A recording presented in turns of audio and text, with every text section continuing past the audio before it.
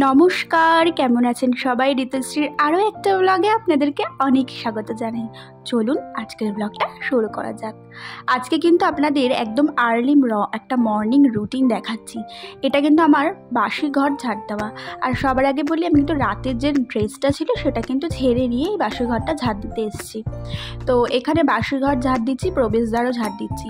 একটা কথা বলি, প্রবেশদ্বারে কিন্তু কখনো নোংরা রাখবেন না, মানে নোংরা কিছুই না। আর সবসময় প্রবেশদ্বার কিন্তু জল দিয়ে সকালবেলায় ধুয়ে দেবেন, কারণ যেখান থেকে মা লক্ষ্মীর আগমন সেই জায়গাটাই যদি নোংরা করে রাখি তাহলে মা লক্ষ্মীর আগমনটা হবে কোথা থেকে?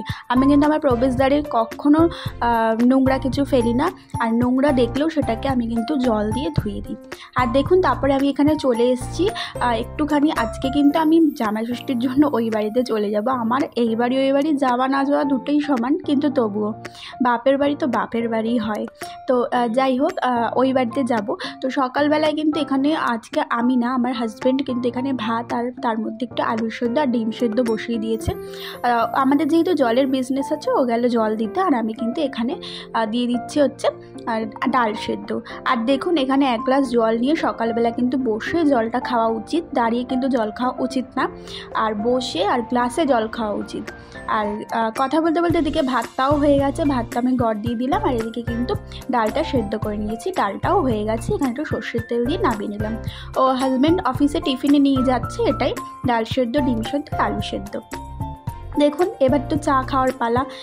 চাটা হচ্ছে সবার আগে ম্যান্ডেটারি, তো চাটা বানিয়ে নিচ্ছি। আর তার সাথে কিন্তু আমি দাঁড়িয়ে দাঁড়িয়ে এই ড্রাই ফ্রুটসটা খেয়ে নিচ্ছি। রাত্রিবেলা এটাকে ভিজিয়ে রাখি, আর সকালে হলে এটা আগে আমি ব্রাশ করে আগে ড্রাই ফ্রুটসটা খেয়ে দেন চাটা খাই। আবার কখনো কখনো চা খাওয়ার পরেও খেয়ে নিই।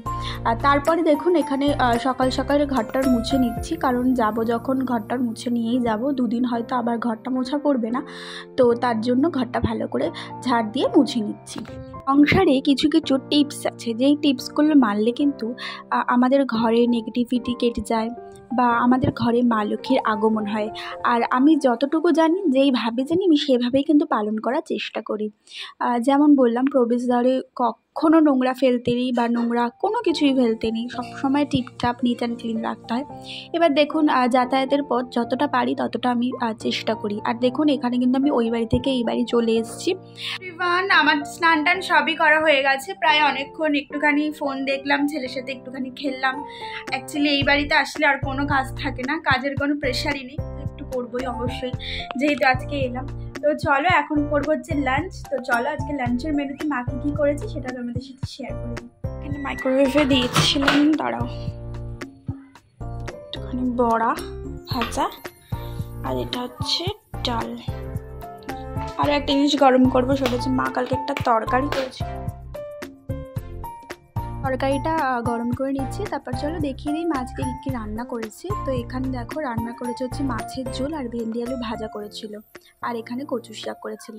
দেখা হচ্ছে রাত্রিবেলা। একটা জিনিস দেখাই, সেটা হচ্ছে একটু আগেই আমি আমার চুলটা কেটে নিয়েছি। পেছন দিকটা না কিছু ছিল না, জানো তো, তার জন্য চুলটা পুরো কেটে নিয়েছি। এবার দেখো, একটুখানি ভারী ভারীও লাগছে। আর চুলটা যখন আগে থাকতে এত বড়, ছোট হয়ে গেছে। তো ঠিক আছে, কোনো ব্যাপার না, চুলটা কেটে নিয়েছি, আশা করি আবার বড় হয়ে যাবে। আর কি বলো তো, এখন একটু রিল্যাক্স লাগছে। তো চলো বন্ধুরা, আজকের ব্লগটা একটুখানি। তোমাদের যদি আমার এই ব্লগ ভিডিওটা ভালো লাগে থাকে, তাহলে প্লিজ আমার চ্যানেলটাকে সাবস্ক্রাইব করো, পাশে থাকা বেল আইকনটা হিট করে দিও, তাহলে আমার প্রত্যেকটা ভিডিও নোটিফিকেশন তোমাদের কাছে সবার আগে পৌঁছে যাবে। আর অবশ্যই জানিও এই হেয়ার কাটিংটা করে আমাকে কেমন লাগছে না লাগছে। তো চলো, আজকের ব্লগটা এইটুখানি। সবাইকে খুব ভালো রেখো, নিজে অনেক ভালো থেকো।